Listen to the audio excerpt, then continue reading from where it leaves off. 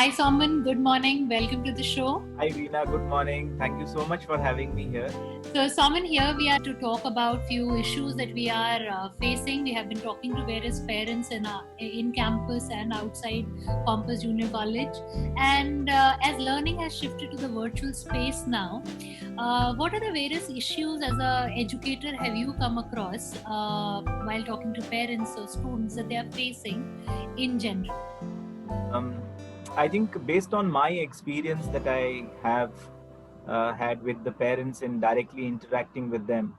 So at Compass, we ensure that every parent, every student who is looking at taking admission at our college is met by us.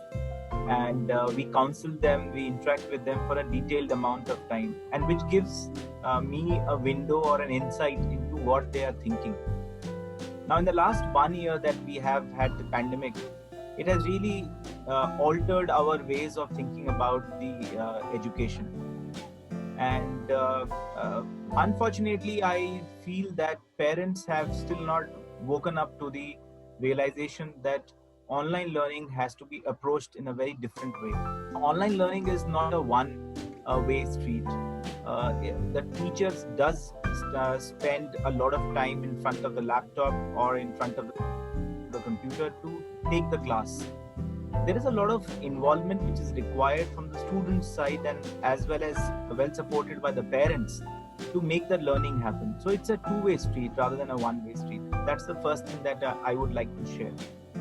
Second thing is that because of the pandemic, the online classes that have been happening in the last 1 year, and very likely it will continue for the next several months till we are all safely vaccinated and we get out of this pandemic situation, I think online learning is going to continue.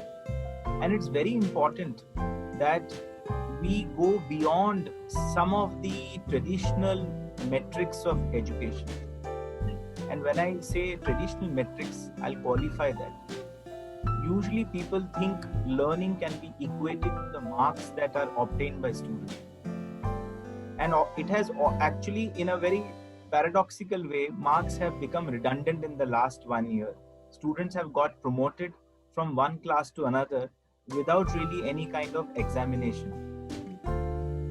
So in that scenario, learning has to be even more deep-rooted because marks have become redundant.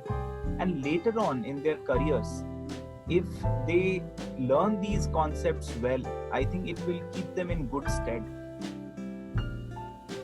First of all, the cancellation has a negative effect and as well as a positive effect.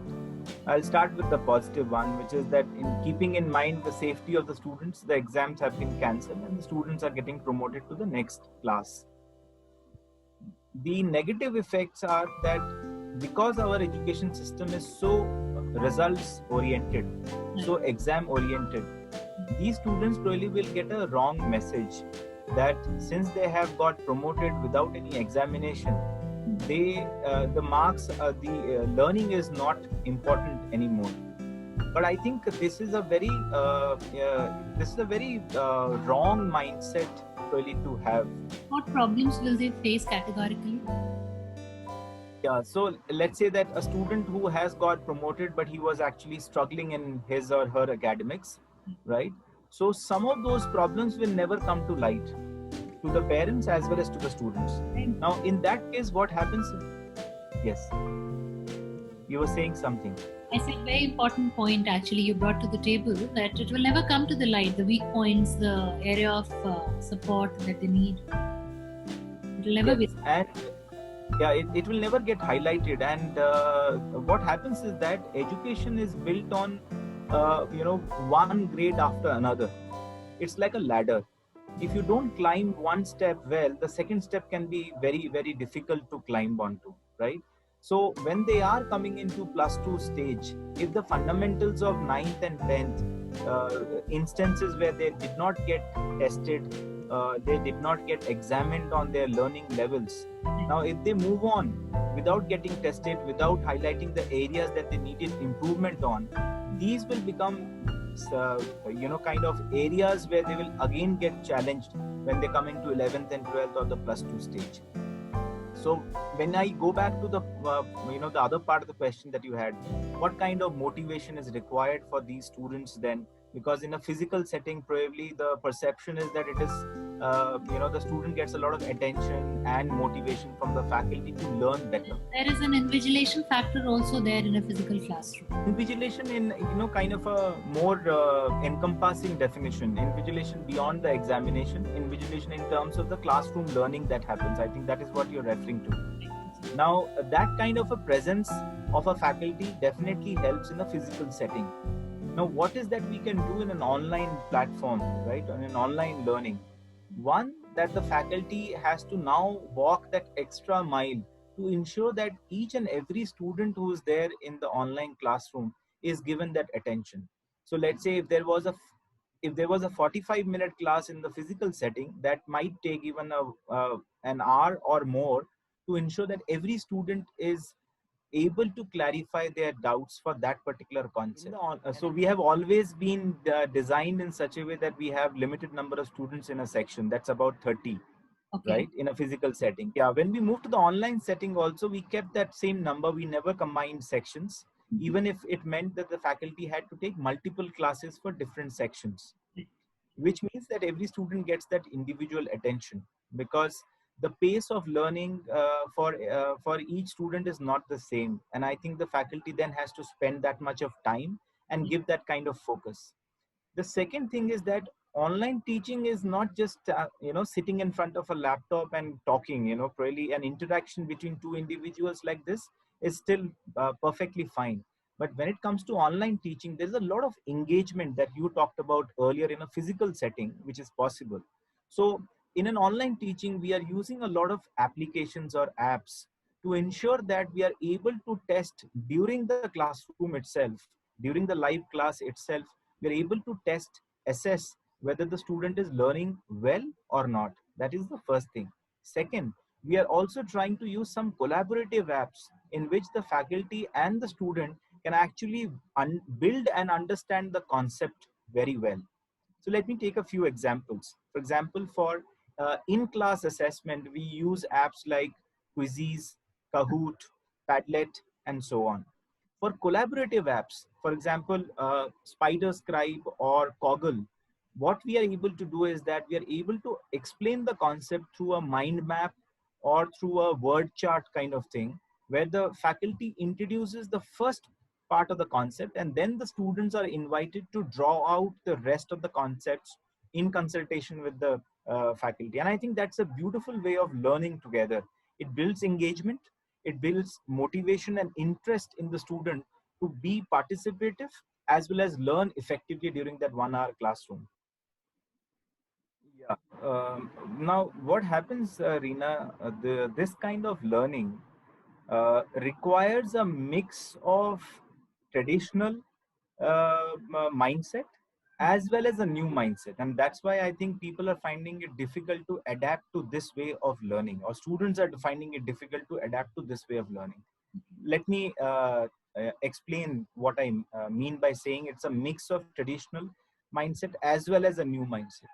Now, the traditional mindset of learning is the kind of discipline which is required for one to be in the zone of learning. For example, there are a lot of those tangible things which tell a student that they are entering into a zone of learning. For example, there is a specific time at which a class starts. Let's say a class starts at 9:30, right? Second is the uniform. Now, uniform kind of puts us in that mind set that we are about to begin the learning, during the day. There are specific breaks which are given. There are so the same kind of discipline is required from a traditional mindset to be brought into the online learning.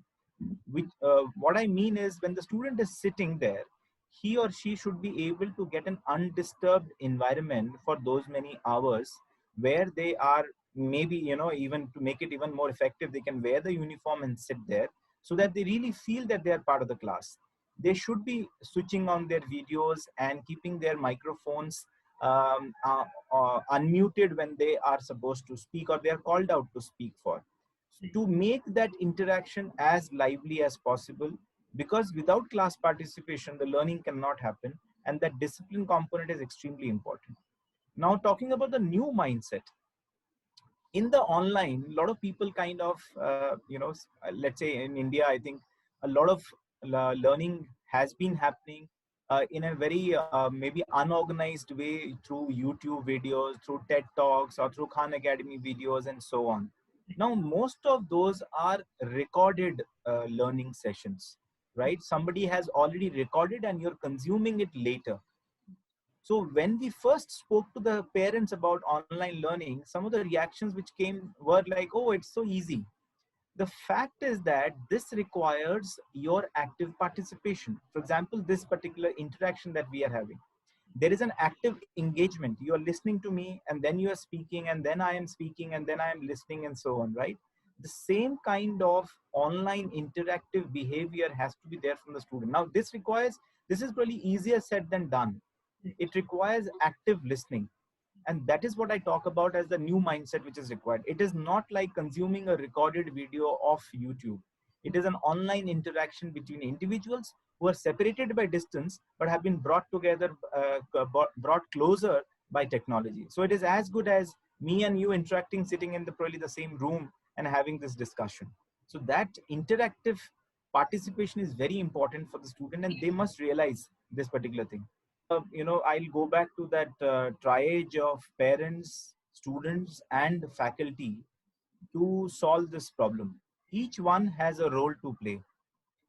To start with the faculty, if the session is well engaged, and what I mean is not in terms of the content, but in the delivery. So when I talked about the apps, these apps actually create a lot of engagement and participation. And I think if we can create that engagement, the students' distraction ability will actually go down.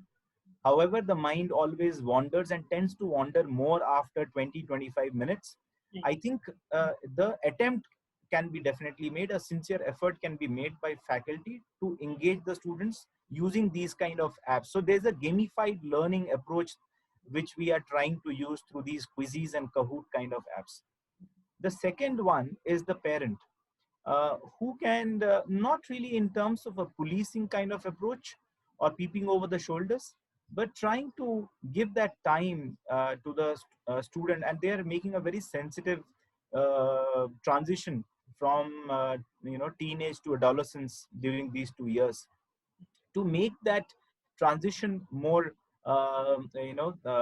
positive for the student, I think the parents can give certain windows of time during the day.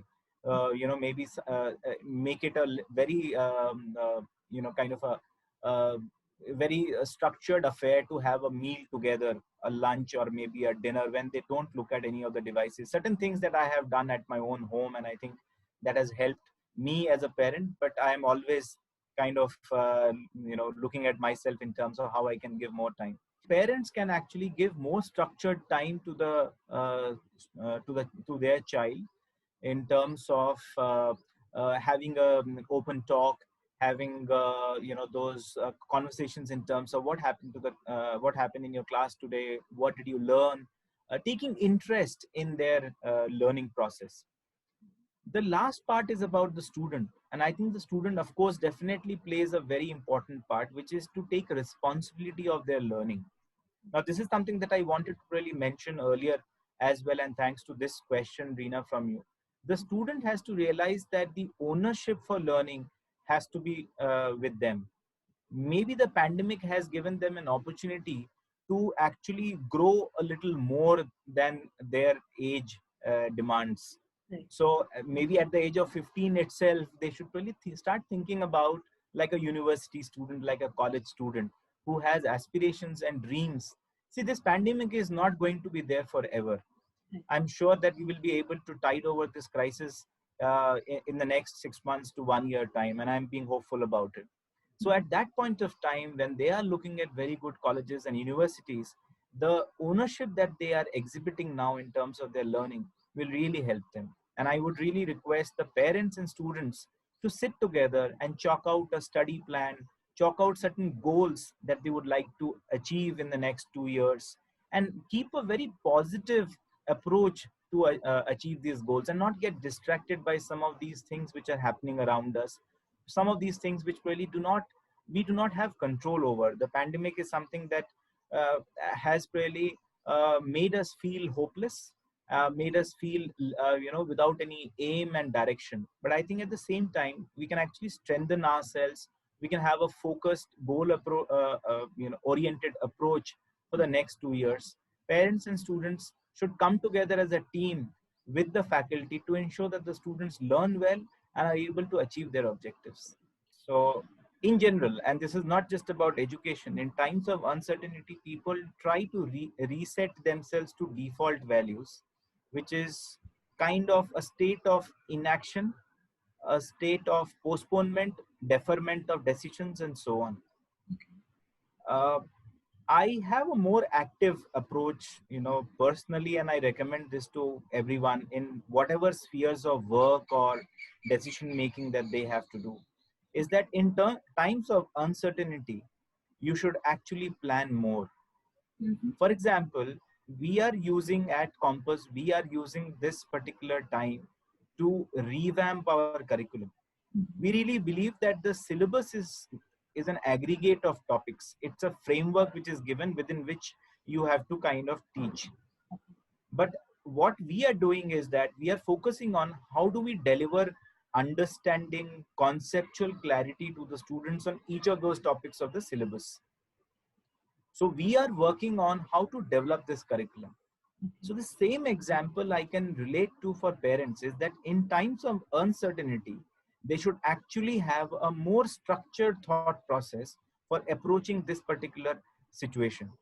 So there is a very crucial decision that they are making in terms of what the student is going to do in the next 2 years, where they are going to be taught, and so on. Right now, the suggestion that I would make to parents is not to kind of make a decision that they would have done in a normal time. This is actually a time where they should have a metrics based, a parameter based education decision. The first thing that should look at is how much investment of effort, time, and money has the institution made in terms of making learning very effective for the student. What kind of tools, what kind of technology, what kind of learning management system have they invested into? Because that is I'm what talking about, not the learning of the student. If they are yeah, it's not just another Zoom meeting or a Google Meet. right. It is a comprehensive learning management system which is called for to ensure the complete understanding of the topics when the student is engaged in the classroom, And which become means that the assignment for the students who needed that extra support, I think they are at our biggest disadvantage. Yes.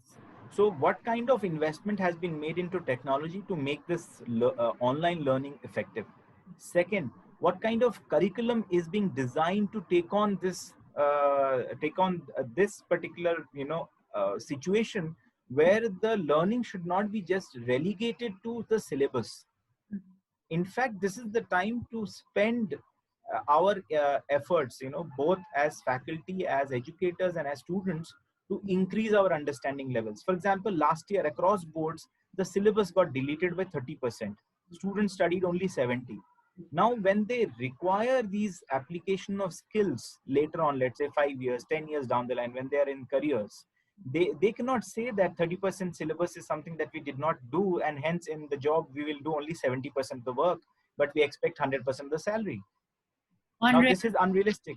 In reality, it's 130% that you're required to apply when you are in a job. Exactly. In fact, there is one thumb rule which is there in the industry that your salary, the amount of revenue that you generate for your company has to be at least 3 times your salary, right? So when they expect so much from you, you cannot be going back to your, reasons to say that I completed only 70% of the syllabus. In fact, 100% of the syllabus is default. That's something which we have to give. So the faculty currently at Compass Junior College is ensuring that the last year's deleted syllabus is also taught to the students so that their understanding goes up. And it's taught in such a way that they remember these concepts for a very long period of time when they need them for application in their job places. The third thing is very important. When I talked about it earlier also, which is the classroom design, how many students are there. I would suggest the parents to look at these metrics and focus on those education institutions which are able to provide these. Have an interaction, do a career counseling, find out what the strengths of the students are, and let them make decisions based on scientific approach, and not go by just ad hoc default kind of decisions, which is that okay, it is just fine anyway, the next few months are going to be an online just like the last 1 year, maybe it will get extended by a year, so any institution would be good enough. I think this is the time to wake up, sit up, and take decisions based on very clear objective metrics of education institutions. I would like to just add one thing, Reena, very quickly before we sign off, is that in the last 1 year, since I talked about a mix of approach, traditional as well as online, mindset to come to effectively and make this learning all the more, strong and satisfying for the student. There are certain things we kind of almost treated as normal. For example, we have this practice of student theme day, which we have been doing in the physical setting, which we continued in the online setting. So, on the student theme day, every student got an opportunity to present their talent through a skit or a debate, or they presented their drawings or sketchings. Some students even choreographed certain group events and presented it through a live session like this. Right. What we also did was to elect a student body through a student soapbox, where students who had nominated themselves gave a talk which exhibited their leadership and communication skills. The other thing that we also do is that we ensure that we have structured breakout sessions where the faculty or any other academic coordinator facilitates these sessions where students only interact during that 1 hour kind of a class where the faculty is not there. The students are there to kind of just chit chat, talk about certain things, maybe related to academics, may not be related to academics, maybe related to their career goals and so on. So this is to ensure the kind of the corridor talk or the water cooler talk, which will help students to interact. Because last year we had a batch where the students had not seen each other or met each other even virtually. They're only interacting in a classroom, right? All the students joined during the pandemic, during just after the lockdown last year. So we facilitated these breakout sessions, which were only meant for interaction between the fellow batchmates of that section.